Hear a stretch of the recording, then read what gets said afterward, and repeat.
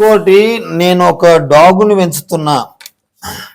మీరు ఒకటి ఆలోచించాలి. ఎందుకంటే పైసలు పెట్టి 5,000 10,000 లక్షలు పెట్టి దుబాయ్కి వెళ్ళి మలేషియాకి వెళ్ళి మనం తెచ్చి పెంచుకునే బదులు మన దగ్గర ఉన్న ఊళ్ళ కుక్కలు మంచి చూసి పెంచుకుంటే ఏ విధంగా ఖర్చు వస్తాయంటే చూపెడతా నీకు.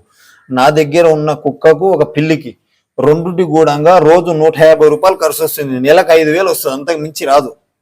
అదే నీవు కొనుక్కొచ్చినావు అనుకో, దానికి ఆ ప్యాకెట్లలో వచ్చేటి బిస్కెట్లు, పీపర్ మాటలు, మిక్చరు బొచ్చరు పెట్టాలంటే నీ ఆస్తులు అమ్మాలి. అబ్బి చిన్న చిన్న వాళ్ళకు సరిపోవు.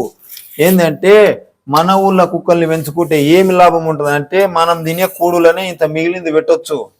లేదంటే మనం తినకన్నా ముందే అదే కూడు దానికి పెట్టి మనం తర్వాత తినొచ్చు. కానీ మనం హైదరాబాద్కి వెళ్ళి కొనుక్కొని వస్తా ఉంటామా, అప్పుడు దానికి ఆడనే కొనుక రావాలి ఓ సంచి ఏమన్నా. కానీ ఊళ్ళో ప్రతి ఒక్క కుక్కకు విశ్వాసం ఉంటుంది. ఎంత విశ్వాసం అంటే, మనము ఇల్లు ఇడిచిపెట్టి పోయినా కానీ కంటికి రెప్పలా కాపాడుకుంటుంది. అప్పుడు వెనకటికి ఇంట్లోకి కుక్కలు రావద్దని ఓ మడిచిని మూతకడ పెట్టేటోళ్ళు. ఇప్పుడు మడుసులు ఏమన్నా వస్తారేమని కుక్కల్ని మూతకడ పెడతా ఉండారు. సమాజం ఏడబోతా ఉండదు, ఎటో వెళ్ళిపోతా ఉండదు. నేను చిన్నగా ఉన్నప్పుడు చూస్తే ఫోన్ అంటే ఏమిదో తెలియదు.